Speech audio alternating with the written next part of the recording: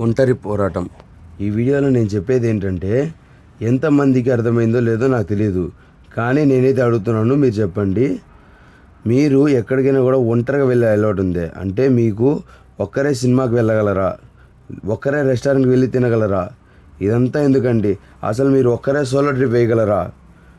నేను వెళ్ళమండం లేదు, వెళ్ళగలరా అనేసి అడుగుతున్నాను. ఎందుకంటే మీరు ఎక్కడికైనా ఒకటిగా వెళ్ళే ధైర్యం ఉంటే ఓకే, బాగుంది.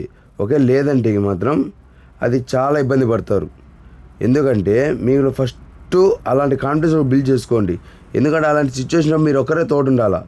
ఎందుకంటే లైఫ్లో ఎప్పుడు కూడా అందరూ మనకు తోడుగా ఉండరు. కొన్నిసార్లు మనమే అలాంటి సిచ్యువేషన్స్కి వెళ్ళాలా.